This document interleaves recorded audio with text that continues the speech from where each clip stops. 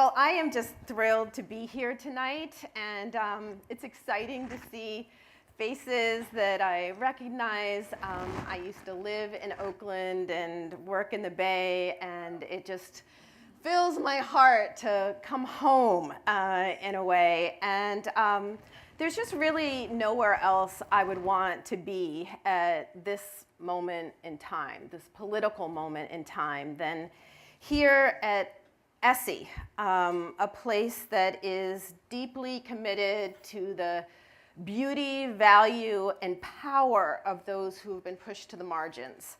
I'm a proud board member of Essie, really because I believe so strongly in its mission, and I'm convinced that deep organizing work that is designed to end isolation and build community, and that's rooted in compassion and courage, is really our best hope, not just for ending mass incarceration, but really the best hope for our democracy and our world. It's no secret that we're living in a pivotal moment in history, a time when really the future of humanity really hangs in the balance. We take one look at our news feed, and crises confront us daily. The insidious rise of white nationalism, threats to our democracy, accelerating climate change, staggering inequality, even the specter of world war, and more. And I know that many of us in this room and beyond often awake feeling confused, anxious, and desperate for answers and directions in this chaotic landscape. But I think we also know that answers to these questions can't be reached alone, that we need each other, and that figuring out the meaning of justice and our direction means that we have to wrestle together with big questions facing us in these times, and that we need to think globally and nationally and politically, but we also need to think close to home about our neighbors, our communities, our families, and really what it means for us as individuals, as people, to be alive in these times. Fortunately, tonight we've got two amazing people who are going to help us kind of face some of these questions, at least wrestle with some of these questions, people who have profound wisdom and experience and who have committed their lives to reimagining what justice means, what community means, what democracy means. Both of them are brilliant visionaries and organizers, people who have been proving through their own work and in their own lives again and again that ordinary people have the power to change the world. Gina Clayton is one of my personal sheroes. I met her many years ago when Essie Justice Group was in its infancy, and I was just blown away by her brilliance, passion, and determination to ensure that women with incarcerated loved ones receive the attention and support that they deserve. As you all know, Gina is the founder and executive director of this amazing organization, and Essie is named after her great-grandmother, Essie Bailey. And it's really because of Gina and her vision and determination and the amazing work of the Essie Justice Group staff that now women who were once invisible in conversations about mass incarceration are finally beginning to be heard and beginning to receive the support that they deserve. 1 in 4 women in the United States have an incarcerated loved one, including about 1 in 2 Black women. And until recently, until Essie, there had been little attention paid to their experiences in this era of mass incarceration. And Gina has managed to do what many thought was impossible, and to build an organization and a movement rooted in the power and love of women who have loved ones behind bars. And I think that is exactly the kind of vision and courage and determination we all need to learn from now. And then Maurice Mitchell, who is also joining us in conversation. He is someone I have wanted to meet for many years, and so I was so excited that this event gave me the opportunity to do that. I've been admiring him and cheering him and his work for a distance for a long time. He's a nationally recognized social movement strategist, a visionary leader in the movement for Black lives, and he's been an organizer since his student days.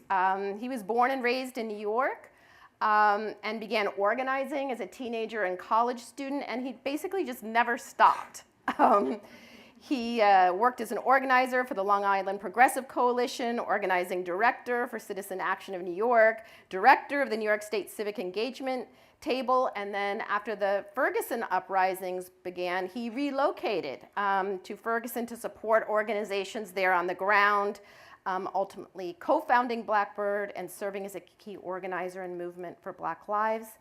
In 2018, he took the helm of the Working Families Party as national director, where he is currently serving applying his passion and experience to building a political home for multiracial and working class folks. So I want to welcome both of them to the stage and to this dialogue.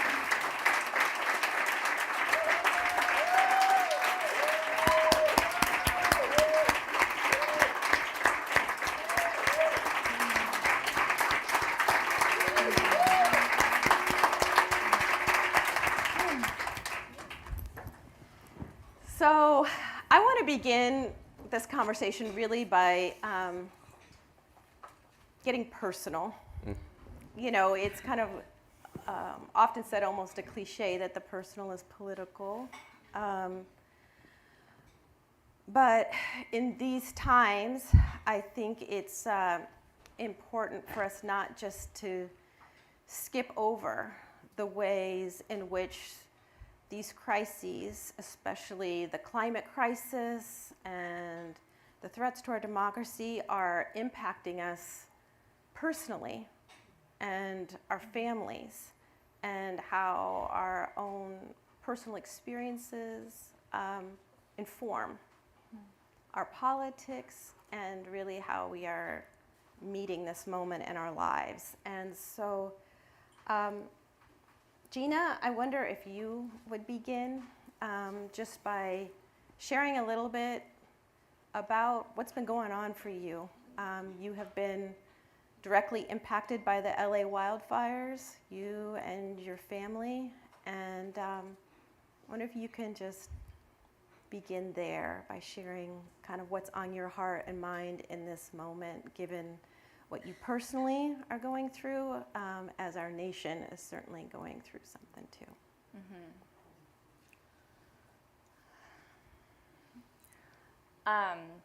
Well, I appreciate the question and the starting point for this conversation. And I'll just preface by saying that it's, I'm like in it right now in a whole bunch of ways. So I don't have like the hot takes and the like mic drops. I'm just coming with what is for me right now, and what that is, I think a few things, and if you don't, I'll just kind of be on some of my notes too for support, but many people here know that on January 8th, my house burned down in the Eaton fire. Also on that same day, my parents' house burnt down. They were living there for 40 years. It was my childhood home. My kids' school burnt down. We left that the next day for Atlanta, where I have an aunt and uncle and a cousin, they took us in. And we've really been there almost ever since, until recently. We came back to LA, and we're back in LA now. And, you know, I think one of the things that I'm holding is, I mean, there's so much, but Altadena was a place that grew me up, right? It was my home, my home right now, but also my childhood was all there. All of my memories, everything that I associate with family and community, and coming back to a place where I'm like, this is where I belong, right? The concept of belonging, that was what Altadena was to me. To be able to like walk to a park that's called Charles White Park, that's a stone throws away from where Octavia Butler's resting place is, to be able to like send my kids to a school where the same black teacher is there who taught my brother when he was 4, who is now 40, right? Like, there is a richness and a depth inside of that place that I have had as my little secret about what anchors me in my work and in my world. And it's been burnt down. You know, it's just not there anymore. And I think one of the things that I feel a desire to express is like, it's not at all about not having stuff anymore. It's like the quality of the things and what they were designed for and to be in my life, in my family's life. It's about that, like, that my great-grandmother's mother, whose picture you'll see right there, her hands, you know, my great-grandmother was born on a sharecropping farm, and that was the farm that she lived on and spent her life. Cassie White was her name. And she stitched her love and her passion into these little cloths, and they were like hand knit, hard to describe, little almost like doll's clothing that she made. It was her art. And I had them on a wall with her picture. They were given to me by my great-grandmother. The work of her hands, gone. And like, there's so many of those things, and then when you zoom out and know that this was a black community, that there were so many more of those things, the things that we use to tell our children about who we are, who we came from, why we can do it every day, like they were the devices through which we remember ourselves and our purposes. And that was what was burned. And I don't know if I have yet figured out what the meaning of that is, or what meaning to make of it. But one of the things that what was a little strange was coming back, because I left like the next day because we didn't have a place to put the kid. Like, we had to go somewhere, and where we went was Atlanta. And we came back earlier than we were planning because I received a phone call. This was last week, so just for clarity around how recent and how in it I am. But I received a phone call that my grandmother was dying, and Essie's daughter.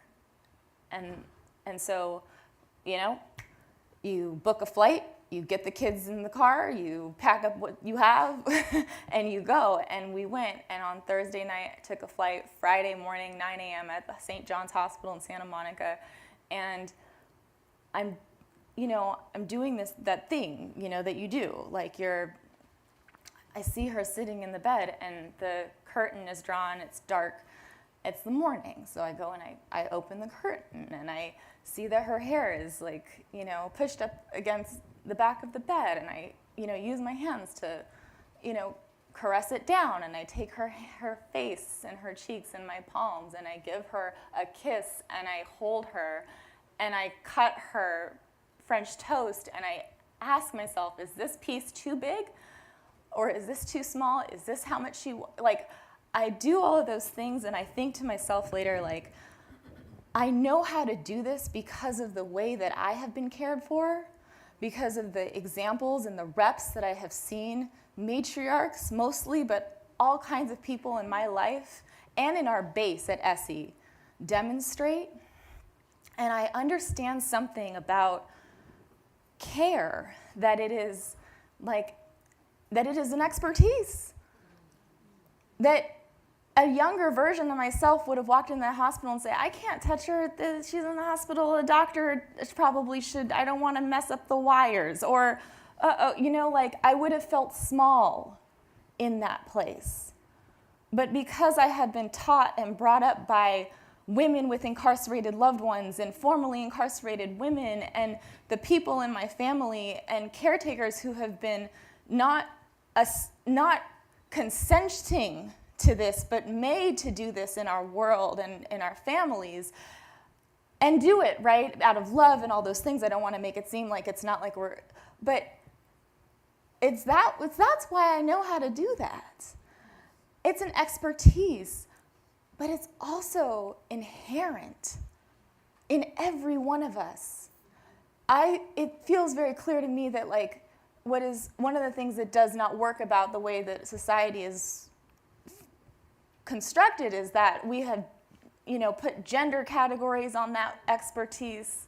We have decided that inside of capitalism, it is not amount to a certain value. And so certain people are made small and discouraged from it, and other people are doing it and not compensated or seen inside of it. And that's going to get us in a lot of trouble in the next season of whatever we are in right now. Because we're looking at the loss of healthcare altogether. We're looking at the loss of so many of the ways in which government has not cared for, these structures aren't doing that caring work that I just described. But there were supports and there were things. If my grandmother didn't have health care, she would be at my Uncle Jerome's house and we would all be doing shifts, right? What would it look like? What would we be doing? And how many people need to start expanding out into that expertise and into the inherentness of all of our abilities to do that work? I know this because in the last month, I have been the recipient of such an incredible amount, and I'm looking at the people in this room because it is so many of you who have taken care of me and my family in this moment. And I have stood and watched and learned in awe of what it is that your expertise is. And I think that it is your expertise in caretaking is as essential to our political future as it has been to my ability to get out of bed every day right now. I had,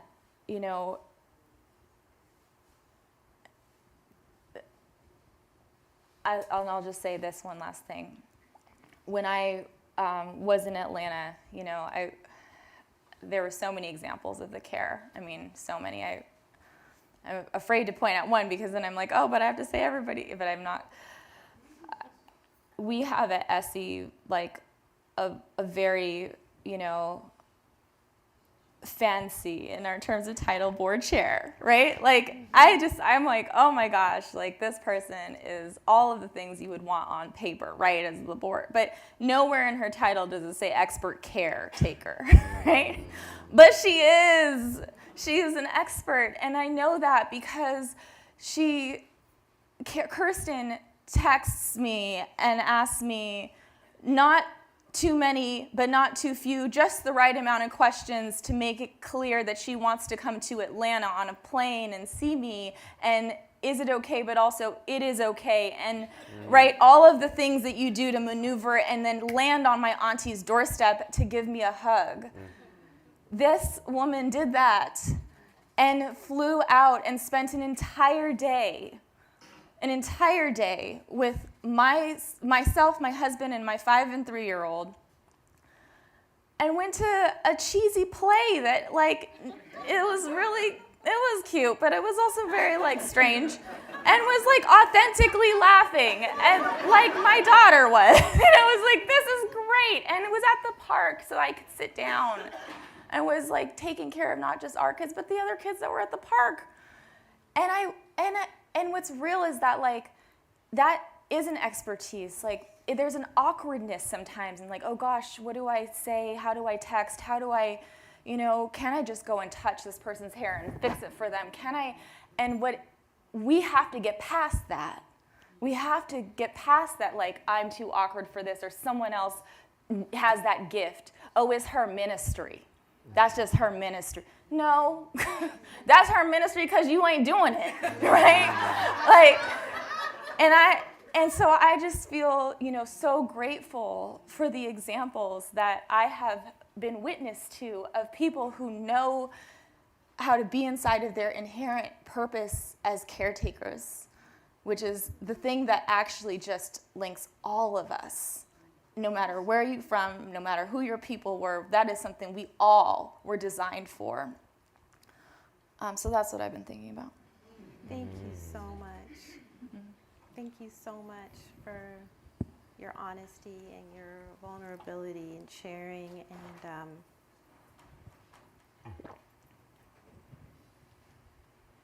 it reminds me of something, I'm forgetting now the name of the woman who was interviewed, who was talking about the fact that as people are panicking in this moment because it seems like the world is ending, how important it is to remember that people's worlds have been ending again and again and again. And certainly it's true on a larger scale if you think of, like, what indigenous people have lived through in this country, but it also happens on a seemingly smaller scale as people lose their loved ones to prisons, as people lose their own lives in prison and on the street, and that learning how to care for one another in the midst of our catastrophes is, like, the most essential work that any of us can be doing in these times and all the time, as you put it. So thank you so much for sharing that. And Maurice, I know that you and your family has also been impacted by the climate crisis in really profound ways, and I wonder if you might just share with us as well. Thank you, and hello everybody. Hi, and thank you for inviting me. And I remember Superstorm Sandy, right? And my parents are immigrants from the Caribbean. My dad was born in the 30s in the tiny little island nation of Grenada, the rural parts of Grenada.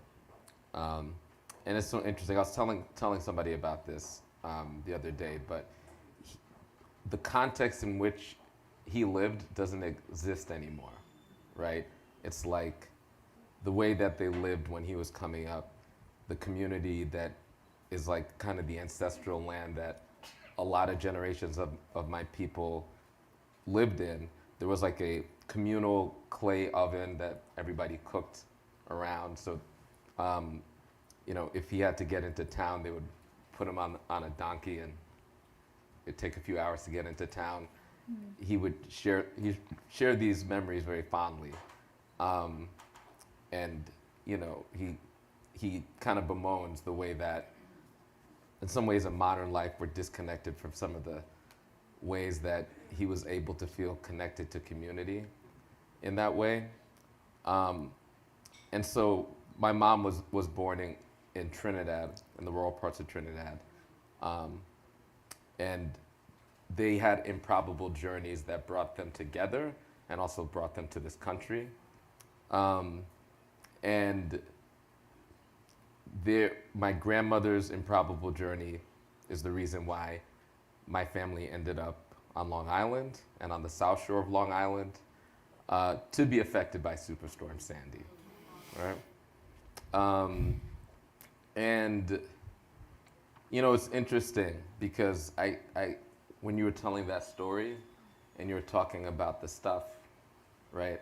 It's not about the stuff. And I remember we had this evacuation. It was like an evacuation order. And so we took it seriously enough to go, but not seriously enough to think that anything, any disaster was certainly going to happen, right? And so the plan was, and I was living with my parents at the time, we'll pack our things, we'll head to Harlem where my older brother lived, and then after the evacuation order is over, we'll return home. And that's how, because I planned it like that, that's kind of how I packed. You know, that's kind of how I thought things would go. If I actually thought that things would go in a different way, I probably would have done things differently. I probably would have like assessed all of those really essential or deeply held things. I probably would have assessed them differently. Maybe I've taken some of them with me. The storm destroyed everything. My car, my clothes, my little toys. You know, my little, you know, the little my little notes to my little friends from elementary school, my little report cards.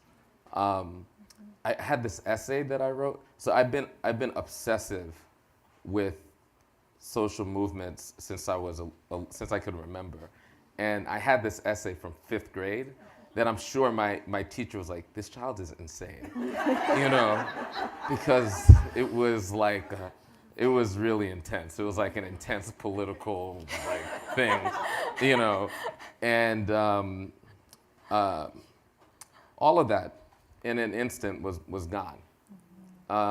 And I was homeless, and I was sleeping on my brother's floor, and I had, you know, the clothes on my back and enough clothes for 2 days, because that's how long I thought I would be gone.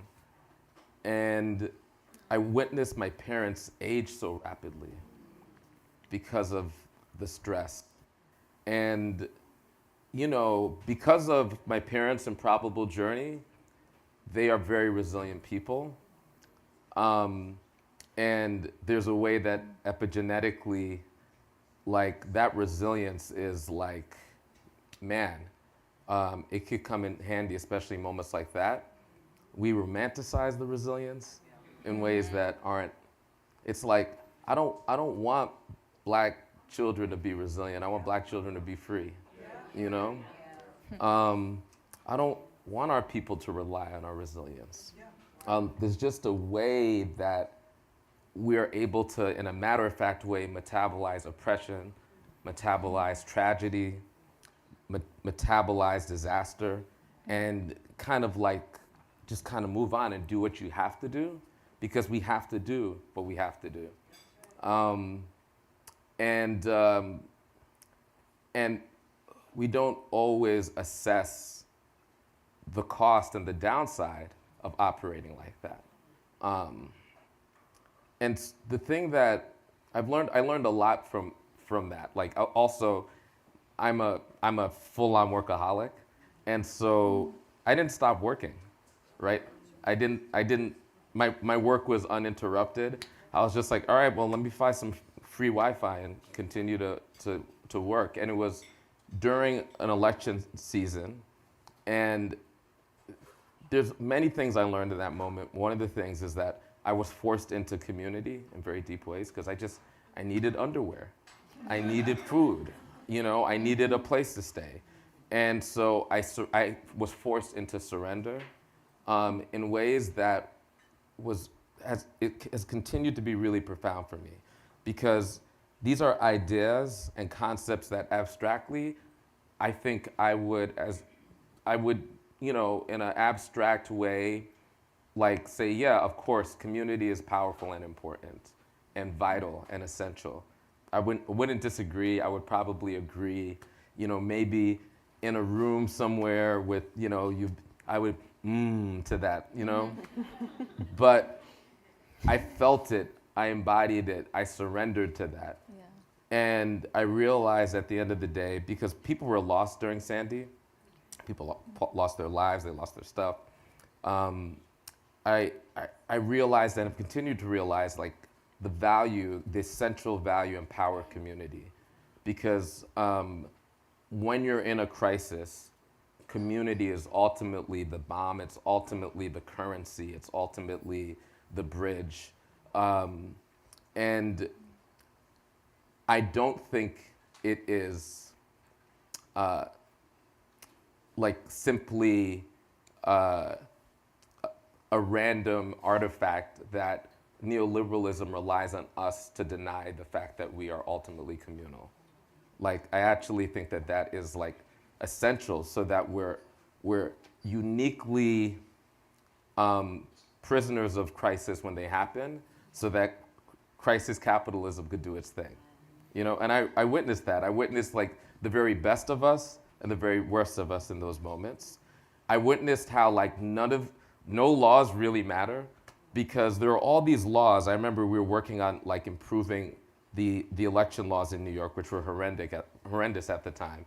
And then because of Superstorm Sandy, they were like, oh yeah, it turns out like, any of those things that you wanted could happen immediately. And you want to vote by mail, it's fine with us. You want to, I was like, oh wow, these, laws, decorum, rules, all the things that liberals hold so tightly to, they're illusions. And in moments of crisis, capitalism could take advantage of the illusory nature of these laws, or our movements can. And that stuck with me, and that later, I think, in other moments was very useful. But the other thing is, our movements have to figure out what our posture is in crisis, because we don't know when they'll happen, but under capitalism, we do know that there will always be crises. And so when we're flat-footed during crises, it's like, did we forget? And it's kind of our duty to be able to be in the posture day to day of building institutions like Essie day to day. And in the moments of crisis, know how to pivot. And we're in a crisis moment right now. And I know many people are paralyzed. And I've seen this paralysis happen in different moments. I saw it in some ways in Ferguson, where like the legacy civil rights organizations were like, all right, I guess we should like meet in DC every day.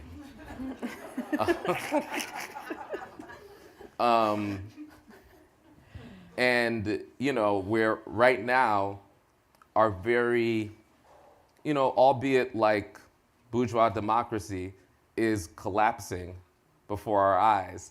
And we have like congressional leadership, saying all types of wild stuff like, it's their government, what do you want us to do? Or, so in that gap, those of us that understand the fact that, yes, in crisis, it's a time of monsters. It's also actually an opportunity for those of us that have vision and also those of us that recognize the immutable and fundamental nature of community to fill the gap. I learned of that then, and I've been reminded of that ever since. And I think, I don't think it's a coincidence that we're experiencing all of these crises, the crisis of democracy, these more and more intense weather events, this crisis of legitimacy of all of our institutions. It's not like these are crises that are happening in just disparate places. It's a polycrisis and the roots are actually the same roots, which means that the solutions are the same solutions in some ways. And so I'm sitting with that and sitting with that memory, and really grateful for you to as you're going through it, to be here and to be in the, and you know, I don't know if you suffer from the same workaholic affliction, but I could identify with struggling to get up, but then also having a set of staff people and members and a movement that you feel responsible for. And you know, I hope that you're also allowing yourself to surrender, even though you're being called to lead. And sometimes one of the most powerful things our leaders can do is to show vulnerability in public. Public courage is powerful. And also being willing to be vulnerable in public is rare, it's courageous. Being able to not have all, we need to disenroll ourselves from the hot take industrial complex. You know? And just say, this shit is fucked up. I'm a human being. And November, when Donald Trump won that election, and I'm speaking for myself as an electoral strategist, I allowed myself to be a person. And I looked, you know, to do my job, I often need to segregate feelings of some of the darker feelings, and kind of put it in its place, put it in a box. I opened that box up. And I examined those feelings of self-doubt. Am I a good leader? Are our strategies sound? We lost. What did we do wrong? Did we lead the people into fascism? What could we have done differently? So I peered into despair. I peered into loss. I peered into self-doubt, so that I could humbly and honestly arrive at a place of defiance and clarity today. But if you don't allow yourself to examine those emotions truly and honestly and in public, claim no easy victories, tell no lies. That's right. Yes, thank you so much for that. You know, I guess kind of building on what you shared, Maurice, around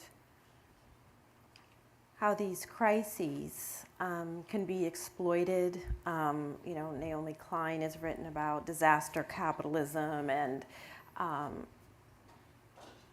these moments can create opportunities for the vultures, but that they also can create moments of opportunities for our movements and our communities if we're capable of seizing them and responding to them. And I guess, Gina, I'm wondering what you've been seeing in LA.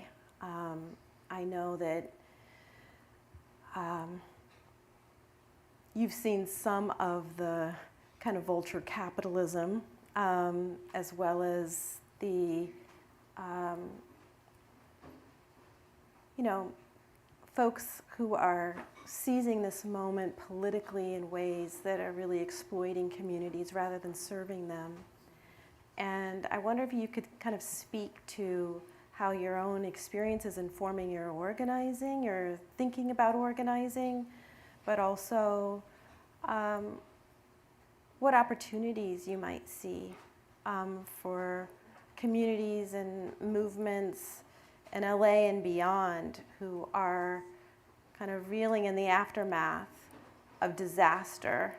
While the vultures circle and there are opportunities maybe for community building and movement building, but real challenges too. So I wonder if you could speak to some of that.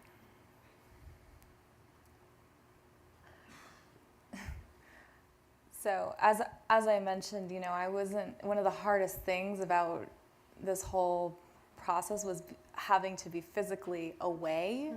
I was just, someone described in the early days, one of my friends was like, you're a climate refugee. And I was like, oh. I don't know. But there was something about like, I wasn't there, but I'm in so many different forums and texts with neighbors, and there's like a proximity that I experience through my relationships and my heart being there every single day. But one of the things that I've seen and that I know is like the day after, because my neighbor was talking to me about this, or 1 or 2 days after our houses burned down, there was a tank on our street. And I think that there is no image that for me represents better that the fact that more and more climate disasters are going to bring more and more carcerality and punishment, and is going to lean heavily on the prison industrial complex and all of its extensions to carry out disaster capitalism, to carry out imperialist fascism, and more. And I know that Katrina taught us this, right? And there's an opportunity when these things happen to advance a political agenda. And for some, that agenda includes like building up a carceral infrastructure and punishing Black and brown people, out of our economy and doing all of these things. I was talking to my husband, Mark Anthony, who was organizing. He was remembering about his organizing work in New Orleans after Katrina, and he was telling me that there were like 50 to 100 tickets being issued every day for public drunkenness. And, we were just kind of talking to each other like, what do people do when the home that you lived in, that you inherited from your grandfather or whatever, is gone? Like, what do you do? You might look to some alcohol to find peace. You might lose yourself in, some coping of all various kinds. And the government response to that is tickets, incarceration, is punishment, this is what I think we might end up seeing, and in fact kind of already are, in Los Angeles. And we have fire seasons every year now.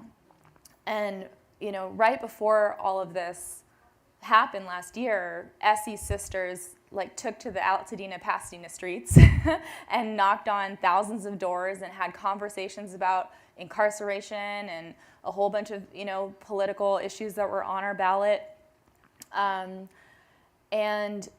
little did we know that put us in a position to be able to make 500 calls to Altadenans within a matter of days to do wellness checks and to figure out what does this community need, and how are women with incarcerated loved ones and Black and brown folks and working class folks, how are they doing? What do their needs look like that are different than the Palisades folks, right? Not that all of us aren't going through it, but how can we be there? I think that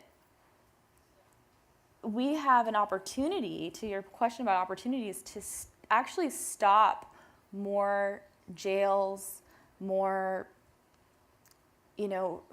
from being built, more sheriffs and police funding. And that might sound a little wild right now in this climate. I know how that sounds. But the reason I'm saying that is that we have the largest sheriff's department in the country.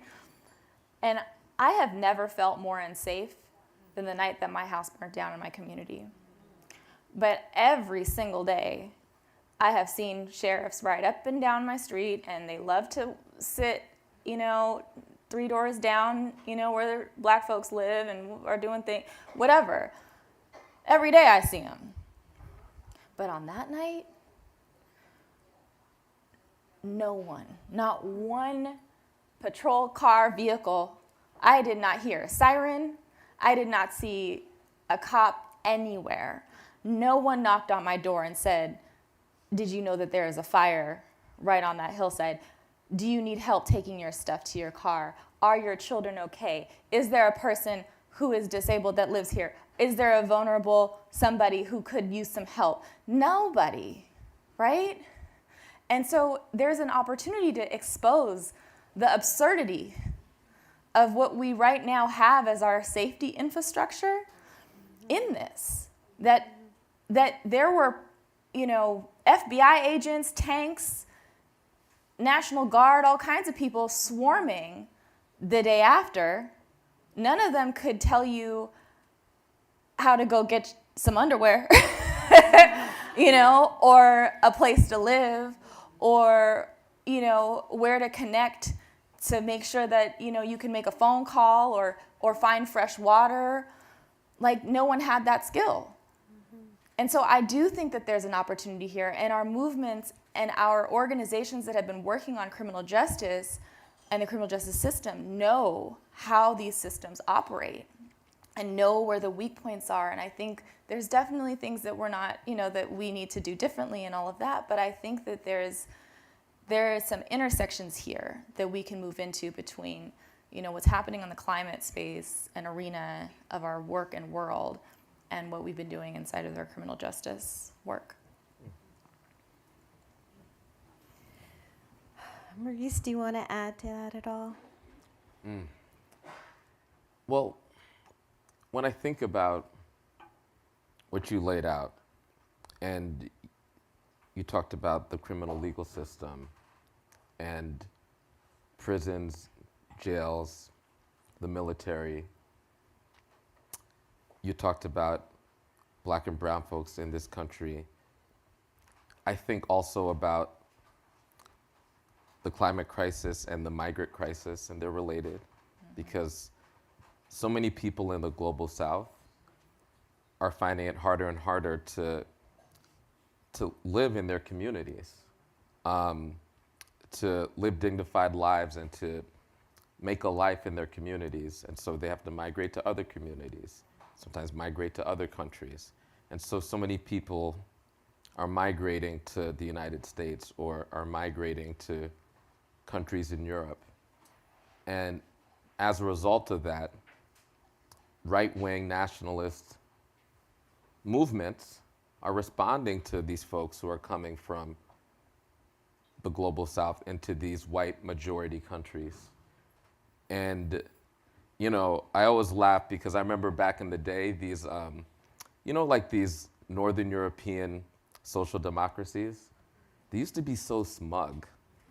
They were like, we have a socialism here for you. And now they're like, the hard right parties in all of these places. It's like, they would like thumb their nose at the US and like, we're racist and imperialist. And it's like, yeah, okay. And then it's like 0.1% of folks from Syria are in Sweden now. And all of a sudden, like the most hard right fascists are like growing in your parliaments. And in Germany, it's the AfD. Here, it's MAGA. And so these crises are connected. And the further right-wing authoritarian a regime is, the more prisons, jails, police, and military are a requirement. Yeah. And so I was talking to somebody and I was like, I think the United States regime is the most right-wing regime on this planet right now.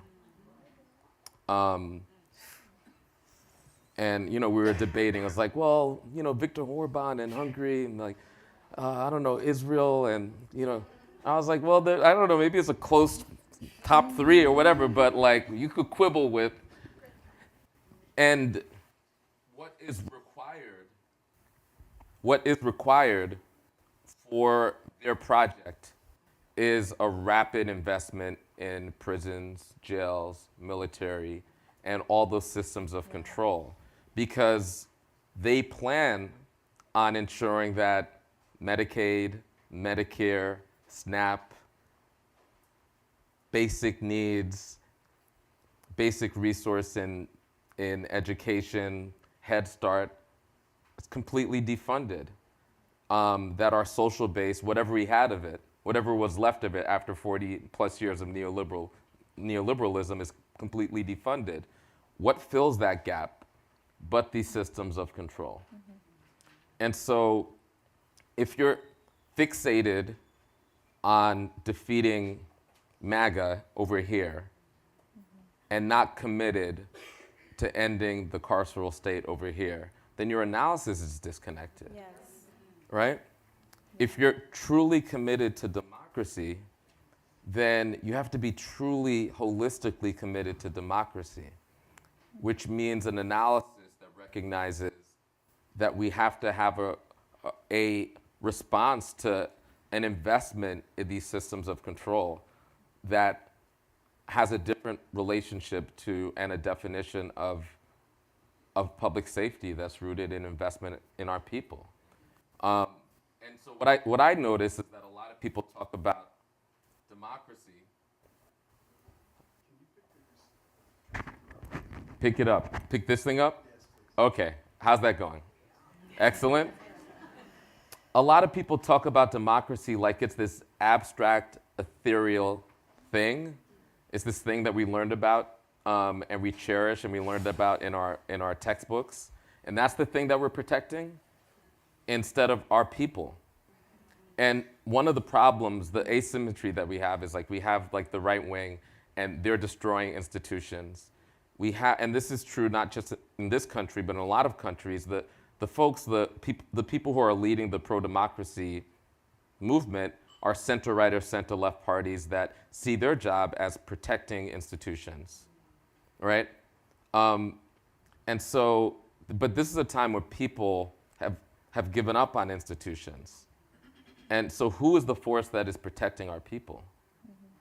And in a time when the right-wing forces are destroying things, it's like a smash and grab robbery of the greatest proportions you could imagine.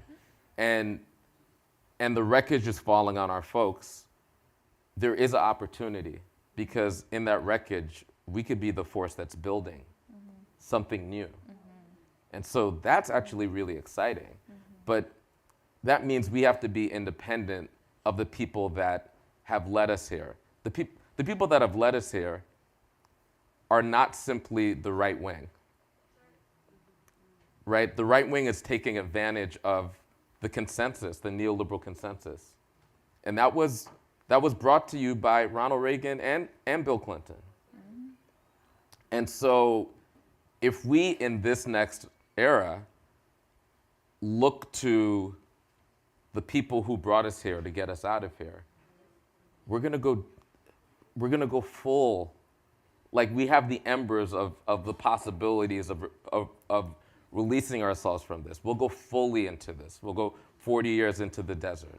And so I think this is like a moment, if our analysis is sharp, that we could be a true movement that recognizes that the work of Essie is democracy work, right? If we choose it. And I, for one, want to choose it. But that means we don't look to Capitol Hill for leadership, okay? And that also means we don't quibble with when they say the crazy things that they say, and we look to one another for leadership. So. Yes. Wow. You know, there's a couple of things that you said that I just want to highlight as they, I think, relate to Essie in particular. And one of them is this kind of question of what is democracy really? Is it an abstract idea? Is it a set of institutions? Or is it really, like, on its deepest level, this idea, right, that every person, every voice actually matters, and every life. And, you know, I think in so many ways that's at the heart of Essie, that every woman's voice, Every person, not only who has been lost behind bars, but those who are caring for them and loving them, matters. And what does it actually mean and look like for us to take those voices and those lives seriously and treat them as though they mattered? And it also brings to mind a book that Lonnie Guinier wrote, The Miner's Canary, in which she was arguing that Black folks have served as the miner's canary for American democracy. And I think in so many ways, mass incarceration was the miner's canary for fascism knocking on our doors, right? Are we willing to allow the poorest and the darkest among us to be rounded up and carted off and locked in cages? Are we going to allow our local police departments to turn into militaries?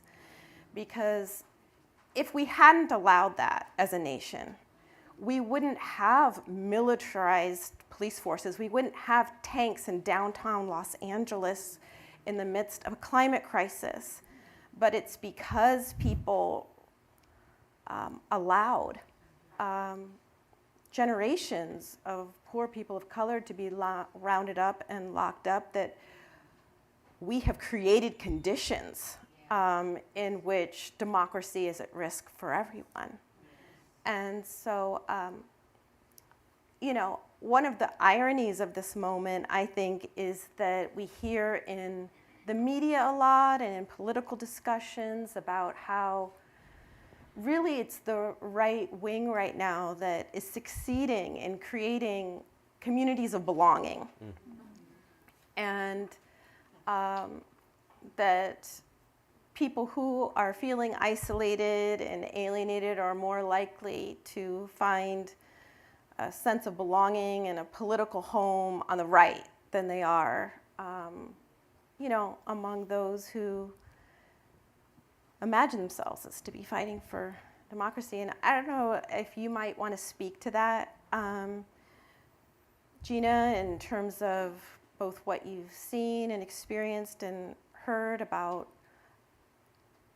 what it means not only to create communities of belonging and its importance, but the extent to which those spaces are being created kind of on the left as much as they are on the right.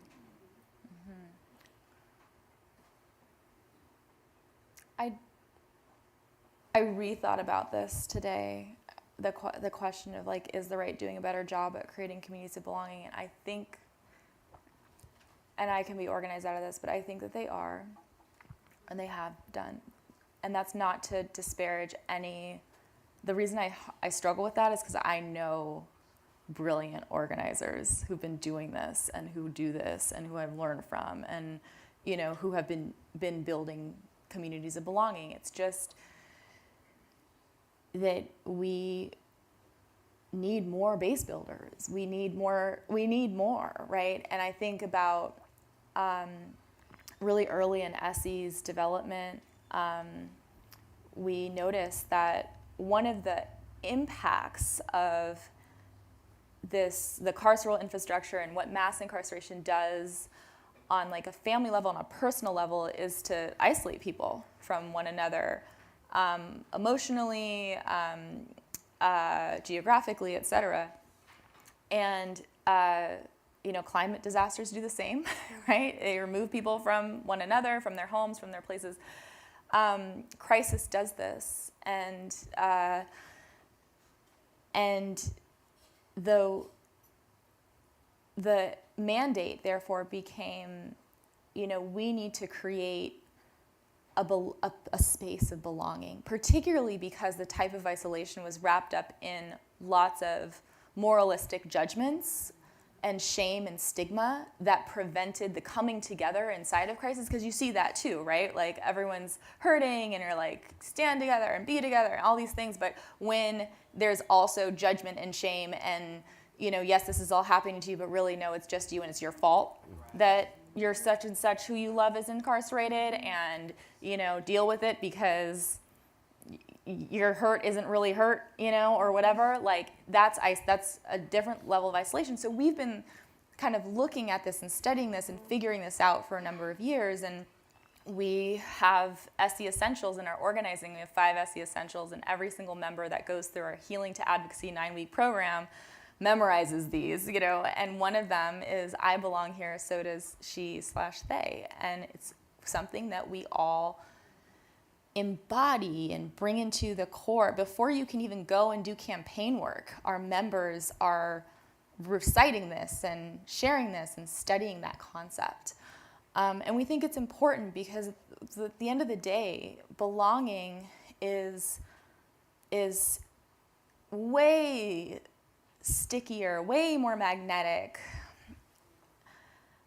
to us than politics will ever be, and a political belief system will ever be. And I mean us, not Essie, I mean us as human beings, you know, like it's primal, the idea that we need each other, not just an idea, but the knowledge, the guttural knowledge that if not for you, I wouldn't be, right? And I think that's something that we have to tap into. And in order to tap into it, you have to be authentic, and you have to meet people where they are. And I think one of the realities is that, you know, to all of there's been a lot of pontificating about, like, we've just not, as the broader left have not done a good job, you know, showing up for working class people, and then we really missed the ball, you know, all these things, which I think makes a lot of sense. And I think, but what I sometimes don't hear is like, yeah, it's the emotion, it's the depth of disappointment, despair, frustration, like not just meet like a material demand, you know, or place where people are, but meet at the place of like, how are you really doing? Like the fact that like no one has ever asked you what you think about how things should be. And I think those are the things that organizers know how to do. Like it's 101. And I think that feels really important right now. Yeah. Yeah, it's interesting, you know, Hannah Arendt, you know, kind of famously wrote that kind of the root cause of fascism is loneliness and isolation. White men in particular. Yes. Yeah. Yes. Yeah. And so building organizations that are, you know, fundamentally committed to breaking down isolation and addressing loneliness and building mutual connection and community are necessary not just for the thriving of those communities, but for ensuring that punitive, repressive, kind of fascist orientations don't take root and take hold. So. And the political, so in 2018 we wrote a report and we coined the term political isolation, really intentionally to describe what we were seeing among women with incarcerated loved ones, because we understood that like this is having a political effect, that when systems that are very intentional separate people from one another, and not just any people, but a people who are historically and currently oppressed, then that reinforces, perpetuates, and invents more inequity and more suffering in ways that we have to understand and then take on directly, right? And through creating the vehicles and the access points and the vectors of connection. And that the way to do that has to be through belonging and really being smart about how to architect belonging into our programs and our strategies and our movements. That's where, that's really for us, like where that came from. Yeah. So, Maurice, I'm wondering, we're in a moment right now where partly because of people's shock and fear there's both paralysis and there's also a sense of urgency and Yeah. people wanting to take action and to get engaged in a meaningful way, and yet there's also some underlying, let's say, divisions and tensions that haven't fully been resolved within our movements. And I'm wondering whether if you could speak a little bit to kind of the tensions between sort of the big tent organizing approach with the real needs of communities to honor the distinctiveness of the harms that they experience and suffer, and some of the identity-based organizing strategies that are often involved in constituency building, and kind of what you see as both what we can learn from the past and what you see as the way forward for our movements now. Yeah, great question. I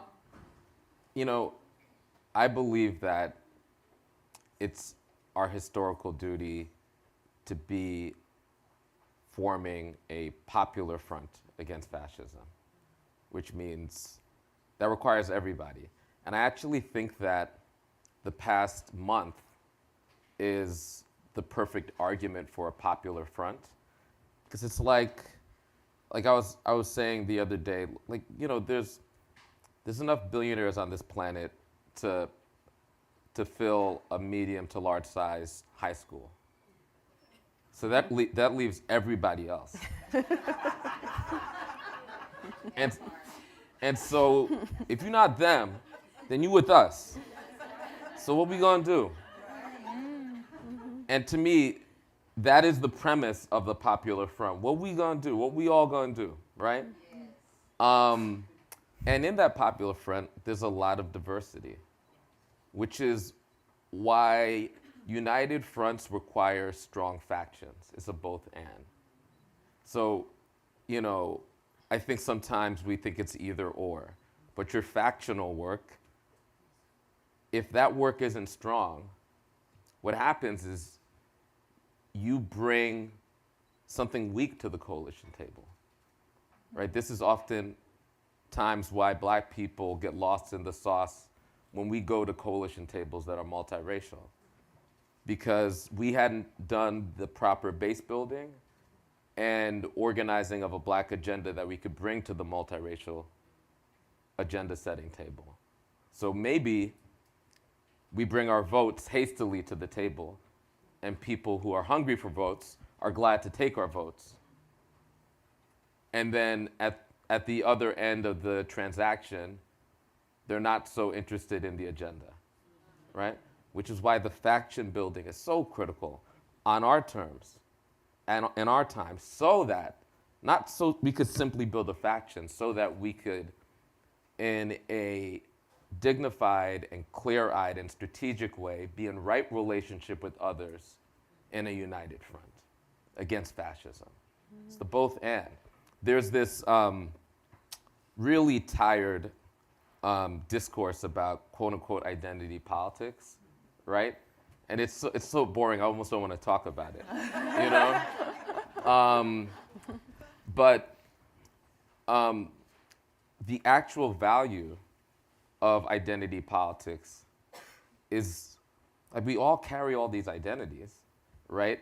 And, we're witnessing identity politics in full blast in front of us, because white identity is also an identity. And, the right wing uses it every single day and has historically used it in order to organize politically. So they want us to they want to organize around identity, and then they want us to organize with one hand behind our back, right? And so the value of identity politics is you're meeting people where they actually are. You're meeting people spiritually where they are, with our many identities, so that we could build strong bases. That's why you do that. So that we could win. It's strategic. I think when identity takes on a neoliberal form, that could be really problematic, right? When it's, about Black faces in high places, when it's about neoliberal diversity. Isn't it nice that Walmart has this board that has all of these interesting, multicolored people on it? And, you know, that is the sleight of hand, right? And when we're talking about DEI, if we're not having a conversation about power, then we're having a conversation about vapid corporate strategies that really didn't matter anyhow, right? And it's like, you talked about the left. I also want us to be clear, and I don't want us to gaslight ourselves. Billions of dollars were raised and spent in this election. The left did not raise and spend most of that money. That was not the left. I just want to be clear. Yeah. The left was part of a United Front strategy. The Working Families Party was part of the United Front strategy that was not led by the left. That failed. That strategy, if I could tell a story, because it gets to the belonging thing. That strategy wasn't crazy. It nearly won, right? Like, it was a close election. You know, we should tell the truth. It was a close election, by the way. Strategy nearly won. So it wasn't a crazy strategy. It's one of the reasons why we were like, well, this wouldn't be our strategy, but we're junior partners. We'll sign up for it. You know, we have some notes. No, don't want to see them? Okay. All right. But we understood the assignment because this was a united front against fascism. And so how many times you play it, I would sign up to be part of that united front. And I'm unsurprised about every single thing they're doing because they said it. They said it. They said it. Every single policy, they said it, right? So we got the receipts about that. I'm in North Philly. I'm knocking on doors. I knock on this door of a black woman. She's 24. It's a working class to poor black community. And she's very generous with her time. And so we talk, and she says to me, you know, if I vote, and I don't know if I'm gonna vote, but if I do, I'll vote for that lady. But for me and for us, it's gun violence. Because there's multiple people on my block who aren't here because of gun violence. She said, and this will echo in my head forever, we don't cry anymore. We don't cry anymore when people die around us. And I don't know how me voting or not is going to change that. And I don't know how it would have changed that. And I talked with her about the different issues that we at Working Families Party are working on. I also talked about the contrast between Trump and Kamala Harris and the issues that Kamala Harris was carrying. She agreed with me. She didn't disagree with me on the issues. She was like, yeah, that makes sense, and that makes sense, and oh, child tax credit, all right, that's cool, that makes sense, all right, cool. But she didn't believe in me. And the thing that twice as much money on digital ads and TV ads and flights of mail will not answer is why that woman has lost a belief in her power, and why when people like me knock on her door, I'm not sure if she feels like I am an extension of the community or an agent of the system, right? That is a trust and belonging and connection gap that the people who raised and spent billions of dollars were not interested in healing. That wasn't on their vision board, right? Now that we're in this moment, and being part of a united front is critical, it's still critical, which means I said it before, Cheney to Chomsky. I know it's hard and messy. And if you're in a coalition space and you're not uncomfortable by the people in the room, then the room isn't big enough.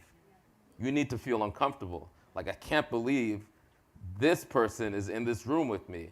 That's what time it is, because this is a time of monsters, right? If you are not physically uncomfortable, then you're not in a powerful and broad enough coalition in this moment. But in order to sustain that, that means you have to do your base building work. You have to do your agenda setting work. So when you're in that coalition space, you're coming with your own base and your own strategy.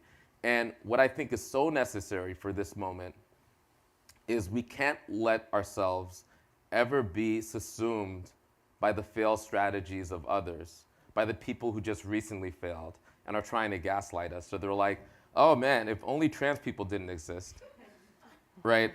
Then maybe the Republicans wouldn't have created those they-them ads, and then maybe Kamala Harris would have won. Well, you can't create your own bespoke reality.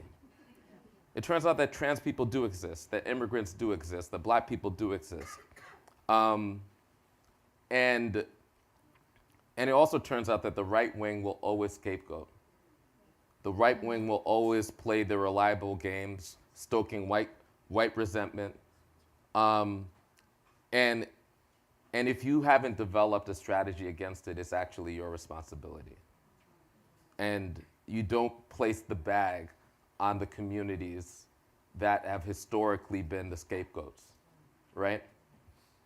So those folks, I feel like, have discredited themselves in this moment. And we should probably not look to them for any more answers. But the good news is that we could look to one another. Yeah, you know. Mm-hmm. One of the things I was thinking as you were speaking and describing the importance of being uncomfortable, being willing to be uncomfortable and to show up in spaces where people that you don't feel comfortable with, may even feel a little bit threatened by, are present. It made me think, yeah, we may need those spaces. We may need to be willing to be in those spaces, but we're going to also need spaces where we feel safe. Yes. We're also going to need communities of belonging in which I don't have to worry. Yes. And worry about whether I have trust with the person who's sitting on the other side of the room. And it sort of strikes me that as you're building the big tent, Essie is building the safe spaces. Yes. And so I don't know if that's something you want to speak to, Gina, if that resonates.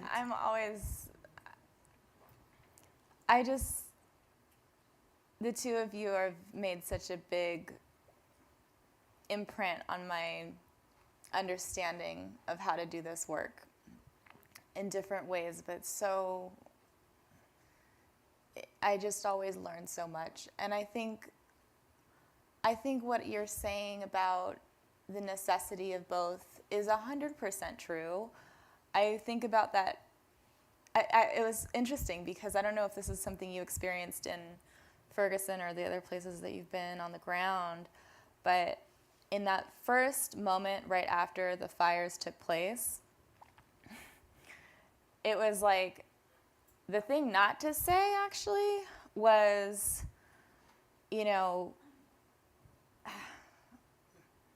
Black homes matter. Mm-hmm. It didn't resonate, right, the day after. Mm-hmm. Didn't. It was like, we all in it together. Mm-hmm. Like, what you talking about? Like, mm-hmm. I feel just as neighborly. All of a sudden, we all opened up, like, we're all going through this together. But let me tell you how quick it started to make sense again.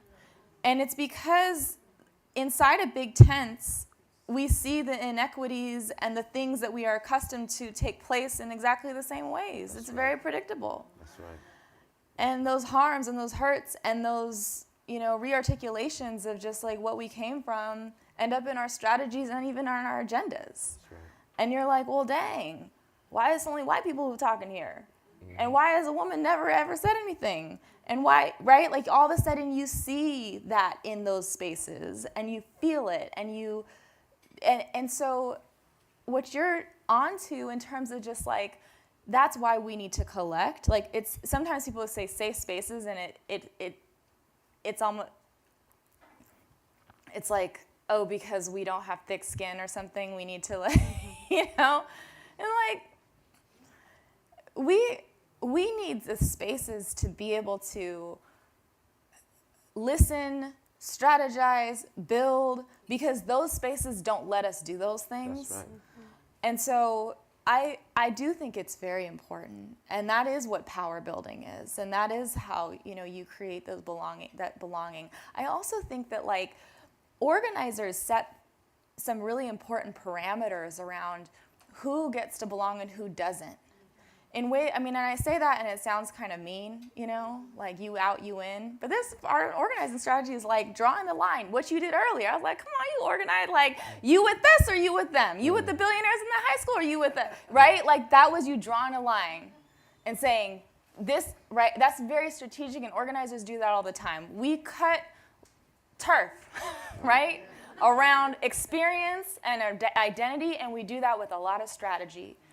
And that's the strategy of building constituencies, right? Like, what is a constituency? It's a group of people. Like, we at Essie, we've written this down. We thought about this, and we have a little theory in our thing. But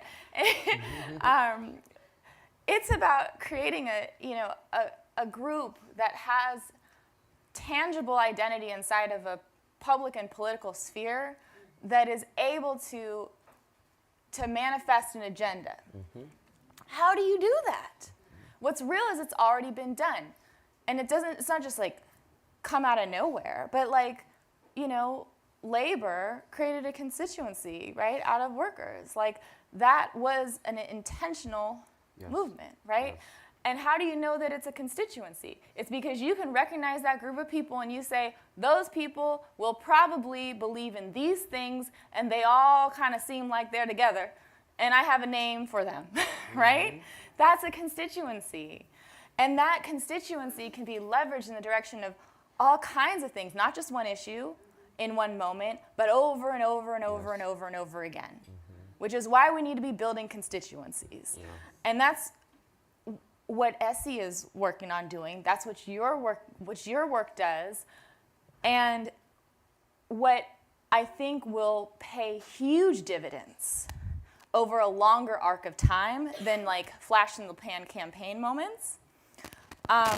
We think of it as, you know, when you build a constituency, you take a group of people who have a shared experience, you make them identifiable, you fuse them with their logical politic, and you build a power, right? You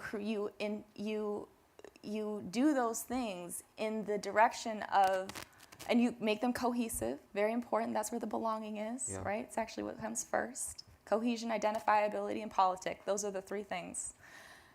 And then they push an agenda. Mm-hmm. And they continue to push agendas.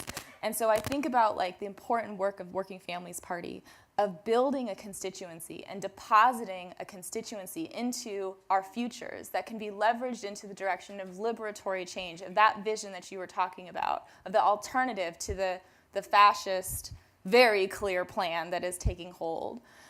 I think that is what we need, right? And that requires strong fluency in belonging making in terms of our strategies and our programs. Yeah. Can I say something? Yes, please do. Yeah, because I feel called to say something here because I couldn't agree with you more. And we're living in that. There was no such thing as a MAGA identity just a few years ago, right? Identities and politics are constructed, right? So, and we live in a world where, like, DC-based consultants, they take polls and they look at polls as static evidence of some sort of immutable truth. Polls go up and down. They look at polls and they're like, well, this isn't popular, so we're going to stop talking about this. And we're going to talk about these things that are popular. The right wing constructs identities and constructs a culture that can be hospitable to their plans, right? They'll look at a poll and they'll say, we're not popular. Let's seek to make our politics popular. That's actually our job, right? Our job is to construct the identities of a future multiracial democracy, right? They're not just gonna happen, they're not self-evident, they're organized, right? There are no guarantees in any direction, right? Like people are like, oh, this is a post-neoliberal era. Like, yeah, there's a lot more bad shit that could happen. It could become a techno-feudalist moment, right? But we could intervene with our organizing. That's the actually exciting part of it, right? The fact that an old world is dying. And so this new world, if we're bold enough, if we're like, okay, let's, instead of like fixating on, because people are like, oh, I'll wrap up. What is the, I get this question all the time. It's like the Democratic Party lost the trust of working people, right? How do they regain it? I'm like, first of all, I'm building the Working Families Party, so I'm not on their payroll. But that's the wrong question. That's the wrong question. The question is like, how does the working class regain their trust in themselves, right? And to me, the asymmetry that I see is like you have a Democratic Party who actually does a decent job in raising and spending money in order to win elections. And they win some elections and they lose some elections. And right now they're focusing on the next election, right? And they're like, all right, how do we win these like midterm elections? And they're relatively good at doing that. They're not always successful, but they're not horrible. Sometimes they win, sometimes they lose. The problem is that is the MO of the Democratic Party. The MO of the Republican Party is, how do we remake the world in our image? So one party is, how do we remake the world in our image? The other party is like, how do we win these marginal congressional seats in 2026, right? They might win, they might lose, it won't matter. And so our job, potentially, is to step into the gap and to make a world. And that provides all of us, across all types of identities, a vocation that meets our moment and meets the honor of our people. That's something worth struggling for, right? That's unfortunately what a lot of these MAGA men have. They have a history-making vocation. What is ours? It's up to us to figure that out. All right. Well, I was going to ask you kind of whether you have hope, and if so, what are you hoping for? Now I know.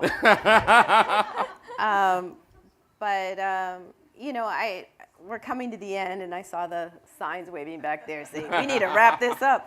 But, I think the temptation is always to want to end like on a very cheery and hopeful note. And I don't want us to end on some kind of saccharine hope. But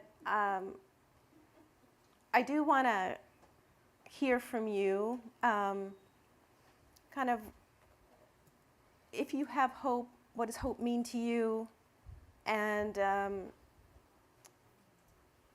what are you hoping for? And I'll share myself that, I kind of gave up on, the we can win kind of hope. Because I felt like, we need to think really carefully about what winning even means, what we're willing to do, how we go about seeking our goals. But on a deeper level, I think I also just had to wrestle with like a certain kind of pessimism that was sinking into my bones. And so now I think of myself as really holding on to a certain pessimistic hope, right? Not that we're going to save democracy, but that even though the odds are against us in countless ways, that somehow people have found a way to defeat the odds over and over again. Our ancestors have, and that what may be dying needs to die, and that we may not even be capable of imagining now what's possible and what can be born in these times. And so my pessimistic hope is not in kind of imagining that we're going to win in some kind of idealized way, acknowledging that no victory is permanent, and that the odds in many ways are against us, and that people make miracles every day. Yes. Yes. And so that's where I am with it. And I'm curious where you are. Yeah, I don't relate to the word hope anymore. It's not, I really, I was talking earlier to you, I really just want everybody's list on what it is that's getting you out of bed in the morning. Is it the promise of a cup of coffee in the afternoon? Is it a item of clothing that makes you feel confident? Is it a crush? Is it what is it? I just really want to know, because I need the list and need to apply the list, and that is where I am. But I relate and resonate deeply with the evidence, right? The evidence of our transcendence, and perseverance and ability to somehow make miracles out of really bleak moments. I know that to be true during human history. I don't know what that means for my own life and the life of my kids and their ability to be happy and alive and healthy and free, and I don't know. And those are the things that I actually care about, that long arc of, are we going to win one day? Freedom's going to feel like and sound like and be like, okay. Is that my kids, or is their kids and their kids? And is, I don't know. Is AI going to take over? I don't, those things. But I'll say, the night that the fire happened, we were in our house, and we put the kids to bed, and Mark Anthony and I could finally talk to each other, and we were like, so are we leaving? Are we staying? We didn't get any evacuation order, not even a warning. We had no evacuation, and nobody told us to go anywhere, okay, until 3:30 in the morning. Our house burned down 2 hours later, right? So we decided to leave because we didn't have power, and we were like, oh, we need to make food for the kids in the morning, and it's going to be really awful to deal with the hangry of our toddlers. And so, we had kind of a debate about it back and forth, wait, we can make this and we can make them that. No, I guess, yeah, we do need to just go to some friends and make sure that there's food. And so we left so that we could have oatmeal. And that's how we packed, worse than you would pack, much better for a weekend trip than than the way we packed to leave the house. Yeah. And weirdly, when we were on our way out, I looked over at Mark Anthony and I saw him holding this ifa pot, which is part of his spiritual tradition. And I was like, why do you have that? And I kind of got angry, I was like, no, I'm sharing a little bit too much maybe of our business. But I was like, what are you doing? Because I just got some passports and I grabbed the documents. And I was like, why? Are you packing like we're not coming back? And he was like, oh, no, I don't, he couldn't explain. Wow. And what's also true is that right before I went and got the passports, I'm not even sure why I got those, to be honest, but right before I did that, I went and got these rings that belong to my great-grandmother and were given to me by my grandmother. And I wasn't wearing them, and I was like, and I wear them every day, but I wasn't wearing them. It was nighttime. I was about to go to sleep, whatever. And I put them on. I was like, I don't know what I'm doing, but I'm going to wear these.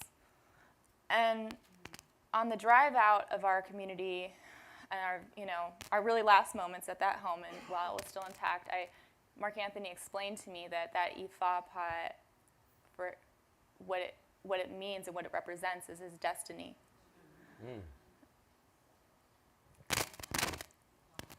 I don't know what that is. It doesn't feel like hope, but it feels like evidence of something. And there's so much of those little pieces of evidence that I have had in this. I hold on to that right now. Yeah, it's beautiful. Do you want to get a final word in?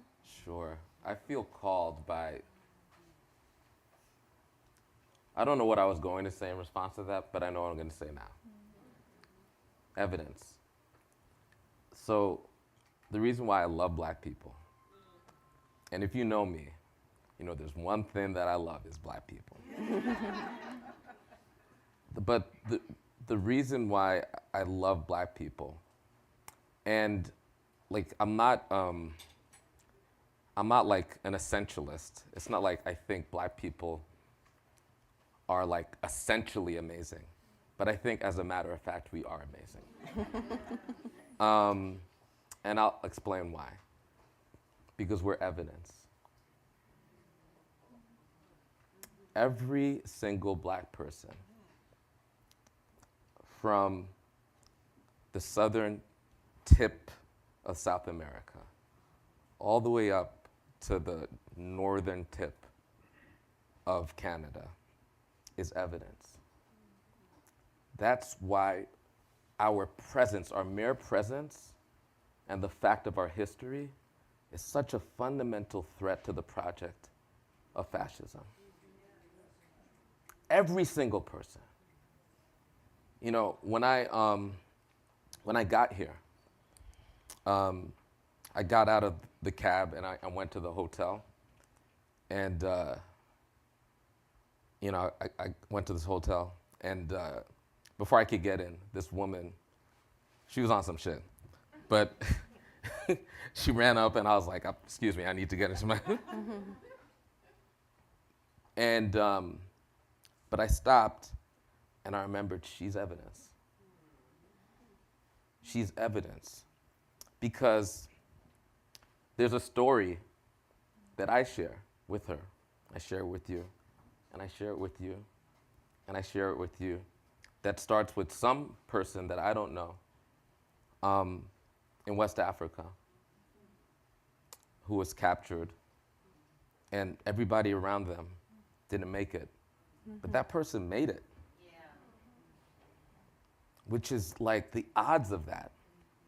And then they took some treacherous journey from wherever they were to the coast of West Africa, and other people took that journey. And not everybody on that journey made it, but they made it. And then they languished in a dungeon with so many other people, and some of them couldn't make it out of that dungeon, but they made it. And then they sat in the belly of a ship for months in squalor around death. But that person made it. And then they made it to maybe Brazil or Jamaica or South Carolina or Cuba. And they survived the unimaginable process of attempting to convert a person to chattel.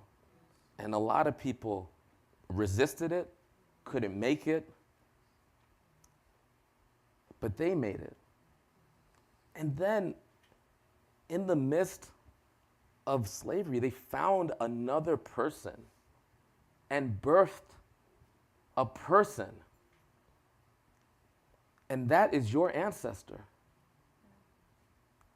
And they were able to live a life and find love and birthed another person. And that is your ancestor, and that is her ancestor, and that is your ancestor. And we survived through slavery and through Jim Crow and through mass incarceration. And not only will we survive MAGA, we're evidence that we will thrive and we will be the victors through MAGA. We're evidence of that. That's why they have to disappear our history. That's why ultimately they will try to disappear us. But we're evidence of the victory that already is ours, right? Because that ancestor already paid the price for the victory that already is ours.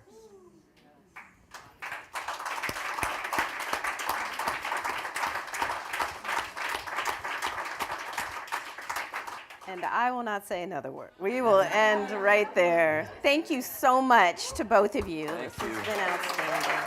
Thank you. Thank you. Yeah.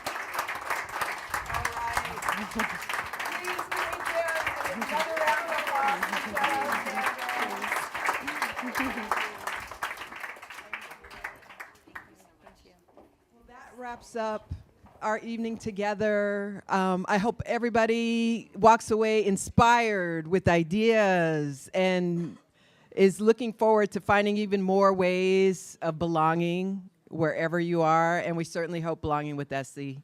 So thank you, everybody, for coming tonight. Thank you.